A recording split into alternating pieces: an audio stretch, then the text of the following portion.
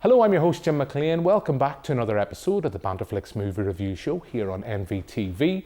Joining me in the studio this evening is Bill Taylor. Hey Jim. And Danny Brown. Hello. Hello to you both, guys. We have a packed show. Let's see what we've lined up this evening. We'll be paying our respects to Sir Michael Gambon, who sadly passed away last week. We'll be reviewing the AI-tinged sci-fi feature, The Creator, which is out in cinemas now. Our pick of the streams is the alien-infused home invasion movie, No One Will Save You, which is available now on Disney+. And we'll wrap up by chatting about The Exorcist, as William Friedkin's horror classic turns 50. So that's what we've lined up for you this evening. Bill, I'm going to come to you first. As I said there in the little introduction, I wanted to start by paying our respects to Sir Michael Gambon, who sadly passed away. This is the curse of when we record. We record early in the week, and then late last week the news broke just before the TV show aired, so just wanted to pause for a moment just to, as I say, pay our respects to a fantastic Irish actor who I guess a lot of people, most people, I may be wrong here, will know him from the Harry Potter movies. Of course, he took over as Albus Dumbledore from Richard Harris, who sadly passed away. So just your thoughts at this stage as we start the show on Michael Gambon. Yeah, it's pretty sad. I mean, I think I could echo the feelings of all the Harry Potter fans out there. I mean, that's another one. That's another one gone. I mean, such a heavyweight in the British film industry as well. So, you know, how can you replace him, or what else can you say? Yeah, I mean, it's a strange one because it's hard to not think of him as Albus Dumbledore, but he took over that role from somebody else. I mean, you go back and watch the first two films, you see Richard Harris, it does feel a bit, I don't know how to put it, but it feels weird because I do associate him. And I guess that's because some of the more heavier source material in J.K. Rowling's novels he dealt with, and that's why I think a lot of people will have grew up and have grown accustomed to him in that role. But there's going to be older viewers who will remember him from The Singing Detective. Danny, before we came on, you mentioned his performance in The Layer Cake. He was a very versatile actor, both on the screen and on the stage as well. And I always loved his portrayal. There's a couple of films. I know there was one recently with Michael Caine that he did the kind of gangster infused, because he was that almost kind of elastic kind of face. He could gurn his face and move his face to kind of really descriptive. So, I mean, I loved him as a performer. And as I say, I loved him as Albus Dumbledore. Danny, yourself? Yeah, well, I grew up with him as Albus Dumbledore, you know, and yeah, I think that'll be the main one I sort of take away from it. I had to have a quick look at his IMDb, because one of these actors that kind of, as you say, just kind of gets stuck into the role and you almost kind of forget that it's him that's doing it, and then you go back and you look through his filmography and you're like, oh yeah, he did that and that and that. Fantastic Mr. Fox, you know, he also lended his voice to stuff. But yeah, he'll always be Albus Dumbledore for me, and shouting at Harry for putting his name in the Goblet of Fire, of course, which definitely happened in the book, right? But yeah, he's definitely, he'll always be Albus. Oh, Danny, don't go there with that kind of talk about. We're not at that stage. We're going to be talking about that deep a dive into the Harry Potter lore. And as you say, Danny, he had an absolutely fantastic voice. Yes, he was in Fantastic Mr. Fox, but he's also in Paddington as well. Just a great performer. And I thought we had to start the show by paying our respects. And I also, before we get into our first review of the week, we are a movie review show, I know, but we like to talk. I like to ramble. I thought I'd mention, back to you, Bill, we have Loki returning to our screens on Disney. I know we're going to be talking about No One Will Save You, which is on Disney+, which we'll say right now, Bill, because you've stepped into the breach at the late moment. You haven't had a chance to watch that film. None of us have seen Loki season 2 yet, but are you excited about its return? Were you a fan of the first series, Bill? Yeah, I mean, I'm a big, close personal friend of Tom Hiddleston. So yeah, I mean, I love everything he does. Loki season 1 I really liked it, and some of the cameos were fantastic as well. But yeah, loved it. I know there are people that aren't necessarily big fans of it, but I enjoyed it. I thought it was something different. Danny, I mean, I know none of us have seen Loki season 2 yet. You watched the first one, were you a fan of the first series? Yeah, I really enjoyed the first series. It's one of the ones I think everybody's kind of a bit Marvel fatigued at the minute, and the TV shows I don't really think have helped that too much, but Loki's definitely one of the better ones. But yeah, no, I thought Loki was brilliant. I'm quite excited for the next season. I saw the trailer for it actually when I went to see The Creator, and yeah, I got pretty pumped for it, like, so. Okay, well, you've preempted me because we are going to be talking about The Creator. So we haven't seen Loki season 2, not yet anyway. So I think we'll move on and talk about a movie we have seen.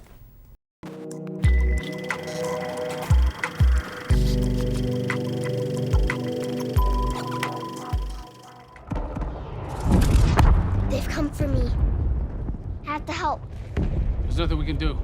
I have to help. Alfred, we gotta go.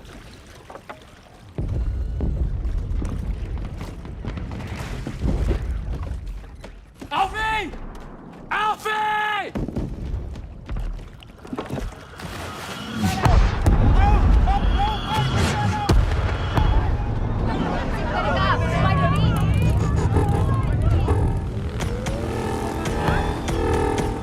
So that's a look at Gareth Edwards, The Creator.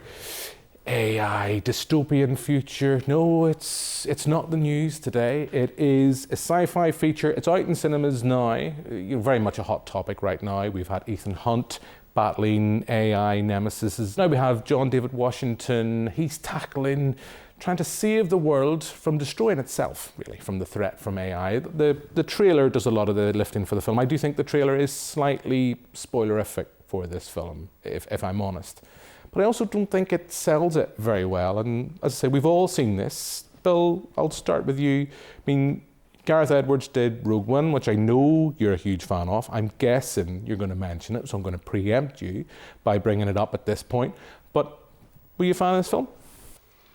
I don't know. I have to be honest. I watched it and there was a lot going through my mind, right? There's a lot of positives, but there's also a lot of negatives with me, with this film. And again, I'm very conflicted in how I feel about it. I think aesthetically, it looks beautiful. The part of the world where it's filmed, the people, just the backdrops, just everything about it, the cultures, beautiful, absolutely beautiful. You could literally stop it at any frame, print it off, and you've got a new mantelpiece picture. It is that stunning. The CGI in it, it's so refreshing to see a film with, it's CGI, it's robots running around. It doesn't look and feel like it's robots running around. This is a dirty universe. This is a dirty, well-used Earth. This is, it's essentially Rogue One. Where I think it let itself down is it's not original. I've seen this film loads of times before, but I'm sitting going, yeah, I get where he got that, rather than actually being engrossed in the film. So maybe I need to sit down and watch it. And I think it's the likes of Aliens and maybe Avatar did things better. I mean, it's very clearly I say anti-American. It's not anti-American, but it's definitely anti-American foreign policy kind of film. And again, there's loads of parallels. You could see loads of parallels with Rogue One with it. It's, if you sort of take a macro lens or whatever, a macro or a micro whatever lens to it, it's like, it's Rogue One. He's literally done Rogue One again. But again, I don't know how I feel about it. It sounds, though, like listening to you, you're more positive than negative. And everything you've said, I don't necessarily disagree with. I think you take all the fact that it's got its references and you've seen these ideas and elements within the plot played out in films before, but yet it is being seen in a way as original content. And the fact that if that's not going to find an audience at the cinema, my worry is that producers will go, well, we take a risk in a film like this and it doesn't find an audience, well, we'll just do more of stuff. We'll go back and reboot series that people know have got an audience before. We'll do this sequel, that sequel. Like you, Bill, I'm largely positive about the film. I think the performances are great, particularly the young actor. I think they're fab, I have to say. I never found myself bored, but I did come out of it going, I've seen that film 15 times before. some of my favourite sci-fi films have been referenced there. It kind of made me want to go back and maybe watch Blade Runner 2047 or Blade Runner or other films off the top of my head. I enjoyed it, but I didn't love it. Danny, now's your opportunity. Bill's had a long chat. He's got in a reference to Rogue One. I mean, maybe you wished for Darth Vader to show up as well. I enjoyed it. Where are you going to weigh? I think we are creatures of habit, and that we will always return to the flavours we love. And this film was full of flavours I love. You know, I absolutely love sentient robots. You know, give me Johnny Five, give me Chappie. You know, all those kind of like AI running amok. But this film, I think, does what maybe others don't, and it gives it more heart. You know, we get a lot of heart and charm from those other kind of artificial intelligences out there, but this one kind of puts it more on like a global scale and kind of says, you know, well, yeah, you've got the robots who are to blame, but what if it's not just the robots who are to blame, you know? And yeah, like, that's the thing, you know, I found, like you guys, there's so many different movies I've seen in this. There were so many bits, as you said. You had Philip K. Dick, you've got Asimov in there as well, but we love that, so why not love this too? You know, I really enjoyed it. I do have to agree with Bill, some of the plot points were a wee bit laboured at times, and I feel like it kind of compromises the ending of the film a little bit. But overall, like, I definitely want to see this film again. I want to go watch on the big screen again. Like, anybody who's asked me about it, I'm like, you've got to go see it on the big screen. It looks amazing, it sounds amazing, the performances are all great. I feel like nobody really holds back with the performances in this. And yeah, like 100% when that comes out on Blu-ray, it's getting bought. You know, I'm definitely going to have it part of the collection. I think this is a film that if it doesn't take off now, it will get a following when it gets home release. I think it's something that may not take people now, but it will. I think it will eventually become a kind of staple of science fiction, just like a lot of the other films that came before it that are very similar. Yeah, I agree with you. I mean, it could be a case of film like we mentioned, Blade Runner 2049. That didn't find an audience at the cinema, yet it's considered by many as an absolute classic. Now, I know that's a recent kind of example I can think of off the top of my head. You know, coming back to what you said, Bill, earlier on, I just want to praise Gareth Edwards. He's a director that knows what he's doing with special effects. We've seen that from his early work. We've seen that in Godzilla. We've seen it in Rogue One more recently, and even from as far back, I think his first feature was Monsters, which, you know, was a very low budget, very ultra low budget, but there was a filmmaker who knew what he was doing with special effects, and you see that here.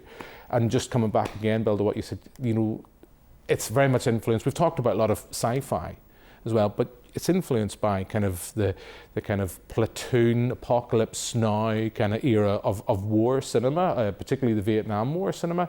I really enjoyed it. The last thing I want to give a shout out to is Hans Zimmer's score, because Hans, if you're watching, I always love you, big guy, and I thought he does a great soundtrack here that's understated for Hans Zimmer. And hey, any film that throws in a bit of Radiohead into its soundtrack, I will always big up. But look, that is a film that is on the big screen.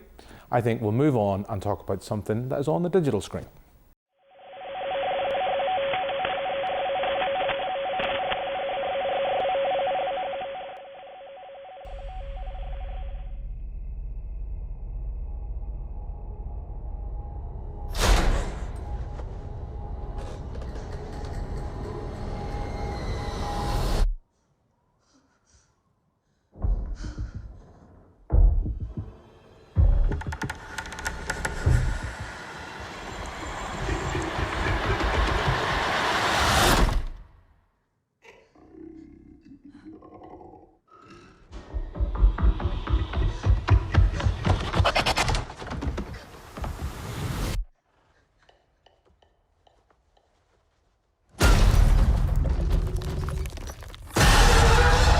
So that's a look at No One Will Save You. Danny, you and I are the only ones that have seen this, because as I mentioned, Bill, you have stepped in at the last minute because unfortunately someone wasn't able to attend this week and you didn't get a chance to watch the film. So this is, as I said in the introduction, an alien-infused home invasion movie that features very little dialogue.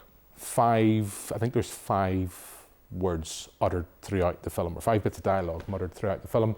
I've watched this, Danny, I'll hold back for now. I've heard a lot of positive things about it, I will say, from critics' reviews and just on general social media as well. So I've heard a lot of good things. What do you think? I enjoyed the first maybe half, 2/3 of it, and then towards the end I started to kind of lose interest a bit. I think was how I kind of took it in. I like that it starts with the whole kind of setting up what's kind of going on in a really like nice subtle way, and then it becomes like, what if ET was a horror? And then it suddenly becomes alien therapy. So yeah, that was kind of, I think that's where I started to check out. I liked the idea of ET as a horror. After that, I started to kind of zone out a bit. I agree with you completely. I think this is a fantastic, or this would have been a fantastic short. And whether or not that's how it started out, I don't know.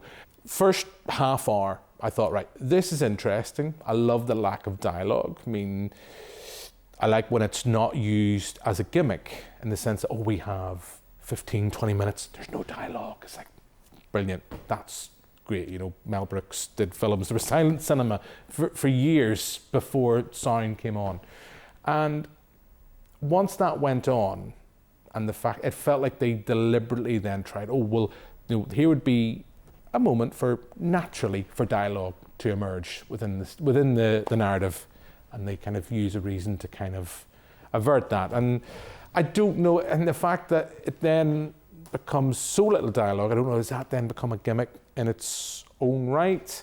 The lead actor in this, Caitlin Dever, I think is fab. I loved her in Booksmart. I thought she was absolutely fab in that film. I just loved that film. You know, I am a fan of Olivia Wilde as a filmmaker, but I don't know. I think we were talking in The Creator about ideas and stuff that we've seen before, and the kind of H.P. Lovecraft, you know, out there in space is pure chaos.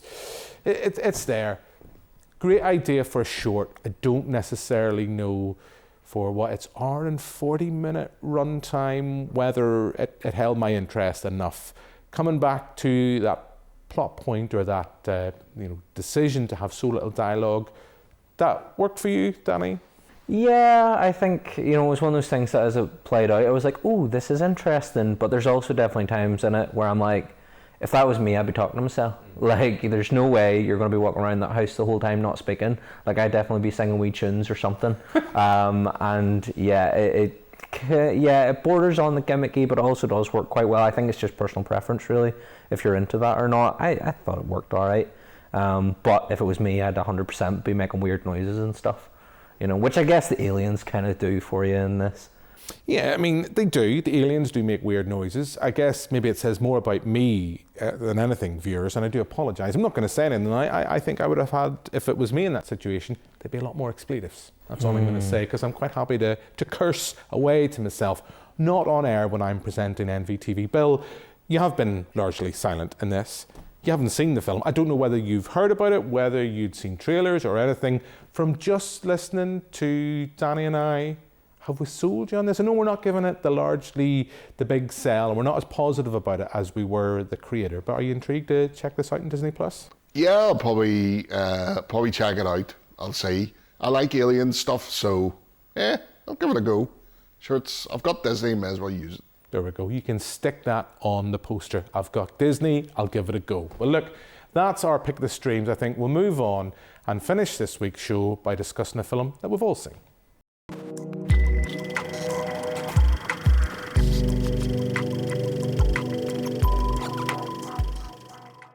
I thought you were supposed to be an expert. There are no experts. You probably know as much about possession as most priests. Look, your daughter doesn't say she's a demon. She says she's the devil himself. Now, if you've seen as many psychotics as I have, you'd realize that's the same thing as saying you're Napoleon Bonaparte. You asked me what I think is best for your daughter. 6 months under observation in the best hospital you can find.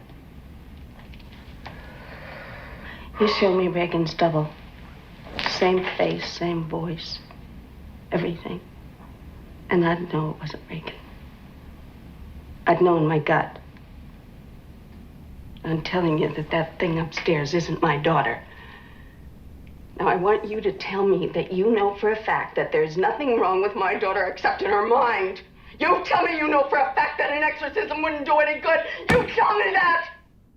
So that's a look at The Exorcist. It's back in cinemas to celebrate its 50th anniversary. I know, Danny, you guys, Fright Club, I know you recently screened it in Ballymena. It'd be interesting to see how that went down. I was at the screen at the QFT where the good doctor, Mark Kermode, was there to do an introduction. And as I think I said in my rambly little post on Instagram, if anyone is foolish enough to follow me or follow Bandit Flicks, you know, just the passion he has for that film. In the 10 minutes he did to talk before the film started, it just oozes out the passion he has for this film. So this is the late William Friedkin's horror masterpiece, and it is with great sadness that I say the late William Friedkin sadly passed away only a couple of weeks ago. I adore this film. You know, we have limited time to discuss. Let's be honest, we have a half-hour show. We've spent a lot of it talking about everything else, but this is a horror film I think really needs no introduction. It has set a benchmark, not just within exorcism movies, but within horror and within cinema itself. You know, there's so many performances in here that, you know, we just can't really we don't have time to sit out but it's just a masterpiece, I have to say. I adore it. And watching it on the big screen for the first time in ages, I forgot just how well made the film was. Danny, I'll start with you. You guys screened it recently, so just, you know, how did that go, and just, you know, your thoughts towards the film? Yeah, it went really well. Will probably be one of the biggest screenings we had, biggest turnout. And again, I think that just showed like how impactful this is and how much it means to horror fans. And yeah, like you, really enjoyed watching it on a big screen and having, you know, the surround sound and stuff on for it. I hadn't actually watched it since I was young. I definitely watched it far too young. And then watching it again now, you know, I remember all the kind of iconic scenes. I remember all the scary stuff, but even remembering it, I forget how impactful it is watching it again and taking it all in, and, you know, seeing those scenes played out, you know, the scene with the crucifix. I forgot how, you know, how dramatic that is, you know, and it was great getting to see that, and getting to see the reaction of an audience watching it too was absolutely brilliant. The thing that really struck me that I'd completely forgotten about is the lack of soundtrack. You know, obviously we've got Tubular Bells and stuff in there, but I forget how much it just relies on the natural sound and the dialogue of the characters, and that blew me away. You know, we go from a film with no dialogue, barely any dialogue at all, to a film that relies very heavily on its dialogue, and it's because it is so impactful, and those performances delivering it as well are absolutely fantastic. And yeah, it was absolutely brilliant to have the opportunity to screen that for the 50th anniversary. And we put on a lovely tribute to Friedkin as well before the film screened, which went down really well with the audience. Just him kind of talking about, you know, getting the opportunity to do The Exorcist and why it comes across so well, because they genuinely believed in what they were doing, which I think really is conveyed through the horror and the drama of it all. Yeah, completely. I mean, it is a fantastic film. It's Friedkin at the top of his game, working with source material from William Peter Blatty. The two of them seem to work well together. I mean, I think William Peter Blatty wanted Friedkin to make this feature, and, you know, at its heart, you know, all we talk about, I alluded to this earlier on, you know, it set a benchmark for exorcism movies, because nowadays it's all about the shock value. And I'm not just pointing fingers at stuff like The Conjuring. I know we recently were talking about The Nun 2 here in the studio a couple of weeks ago. This is a film at its heart. It's all about faith. We have a mother, a relationship between a mother and daughter, a mother who is agnostic, who does not believe, has been kind of putting her faith in doctors and having to kind of move that towards faith. We have a priest that is struggling with his faith due to the death of his mother, and how that's then manipulated by this demon. And we've done a podcast where we talk more rambly, much more rambly, viewers, about the film, and I talk about how, in kind of since my father's passed, and I find that really emotive, because the thing about The Exorcist, and I know it's a Mark Kermode line, so I'm not going to steal it, when you watch it, you pick up on different things, and you find yourself identifying or kind of following other characters. I am threatening, Bill, to go off and wax lyrical and talk for nearly an hour, 2 hours about The Exorcist. We haven't really got into specific details on certain performances. We don't have time, unfortunately, this week. But what about you? I'm hoping you're going to make this 3 for 3 and you're not going to say, and you go, you don't like this film. It's not that I don't like it. I don't think it works today. I mean, it might have worked 50 years ago, but I think audiences have moved on. I sat and watched this a Saturday night, totally unrelated to coming on here. We put it on because the child, she's 16, hasn't watched it. Child pretty much fell asleep after 10 minutes. The film is, 2 hours, 15 minutes long, and it feels every single minute. I don't want to poop on your film, guys, but, I mean, it's called The Exorcist, and it's like you're an hour and 15 minutes before the word is even mentioned in the film. It takes so long to get there, and I know that it's building it up, and I know, yes, you know, you've covered the whole thing about people getting into faith and moving away from modern medicine and the performances. Yes, it's all fantastic, but, you know, tell a story and tell it quicker. It doesn't, I don't think it works for a modern audience at all. Now, I don't want to take away from its classic status. Absolutely, it's one of the, I suppose, one of your staples for Halloween. Absolutely, it definitely is. And yes, you can see its influence all the way through, and I have to say, the two things that struck in my mind when I was watching that film was the Leslie Nielsen one, Repossessed, and the Jim Carrey movie scene in Dirty Harry Deadpool. I mean, just the speech that he gives about people ripping off The Exorcist and stuff, and it's not a rip-off, it's an homage. That's Liam Neeson. That's right, I forgot that's Liam Neeson in that bit.